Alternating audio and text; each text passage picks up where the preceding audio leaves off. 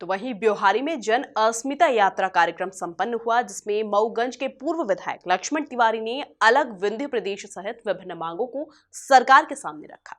अलग विंध्य प्रदेश की मांग एक बार फिर से जोरों पर है, जहां जन अस्मिता यात्रा के द्वारा जगह जगह कार्यक्रमों का आयोजन किया जा रहा है, जिसमें विंध्य प्रदेश की मांग सहित कैसे यह कार्यक्रम अलग अलग चरणों में पूरा होगा, इसकी जानकारी दी जा रही है। मैं सबसे पहले ब्योहारी की धरती पर आपका अभिनंदन करता हूं।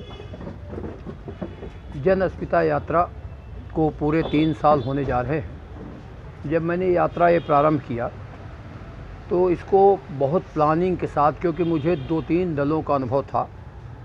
एक ज़माने में कभी सवर्ण समाज पार्टी मैं ही बनाया था, जनशक्ति पार्टी का मैं राष्ट्रीय महासचिव था, उमा जी हमारी नेता थी। फिर मैं भाजपा में गया, मैं विधायक दल का नेता भी रहा वहाँ हाउस में। और अब जब वो पार्टी नहीं रही, विलय हो गया, तो मैं किसी पार्टी में नहीं हूँ। हमने फिर एक जन अस्मिता, इसका नाम इसलिए कि जन की अस्मिता मुझे खतरे में दिखती है। मेरे दृष्टिकोण से लोकतंत्र मुझे लगता है कि खतरे में चला जाएगा, जिस तरह गतिविधियाँ चल रही इस देश में। तो इसलिए हमने इसको यात्रा प्रारंभ की। न हमारा कोई मंच है, न कोई हमारा संगठन है, न मेरा कोई दल है, न कोई पार्टी है। लिहाजा इसमें किसी भी पार्टी, किसी दल के लोग जिनको अस्मिता अपनी दिखती हो, जिसको अपने अंदर के भाव में हो कि देश बचा रहे, विंध्य में जो अपेक्षा हो रही है, उपेक्षा हो रही है, वो ठीक हो जाए। तो इसकी यात्रा मैंने 3 साल पहले, पौने 3 साल पहले शुरू की। और ये यात्रा हमने 20 चरणों में करने का निर्णय लिया था। मैं जानता था कि एकदम करेंगे, एकदम गड़बड़ भी हो सकता है। 8 चरण मेरा आज समापन हुआ यहाँ, और मैं अब 25 अक्टूबर को रीवा में पतभर पार की धरती से मैं 9वें चरण की शुरुआत करूंगा।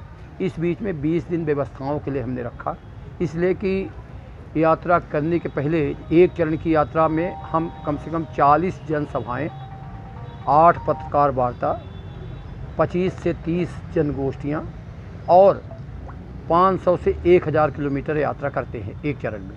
इसलिए हम 25 तारीख को पतभर पार की धरती से प्रारंभ करेंगे। और मैं ऐसा महसूस करता हूँ कि 8 चरण जो हमने किया है और सब जगह अनुरोध कर रहे हैं, और हम उस पद्धति से दूर हैं क्योंकि हमारे पास धन नहीं है। इसलिए बिना ढोए, बिना कोई ये, मैं गंगा जल के उस प्रभाव से और गंगा जल के तमाम शुरुआत से हमें 9वें चरण का शुरुआत करेंगे। और उस 9वें चरण में अब जागरण नहीं करेंगे, जागरण हो गया है। जागरण हम भी कर रहे हैं, हमारा जन अस्मिता यात्रा है। जागरण नारायण त्रिपाठी जी भी कर रहे हैं, उनका बिंद पुनरोदय है। जागरण और भी कर रहे हैं, रीवा के लोग, नागौद के लोग, कुछ परिहार लोग, कुछ सीधी के लोग। अब इस बात की चर्चा है तमाम कि विंध्य प्रदेश हमारा बनना चाहिए। इस कार्यक्रम में प्रमुख रूप से अलग प्रदेश की मांग और साथ ही साथ रीवा पहुंचकर इस कार्यक्रम के अगले चरण को सफल बनाने की अपील जनता से की गई। Bureau report, MP news, Shahdol.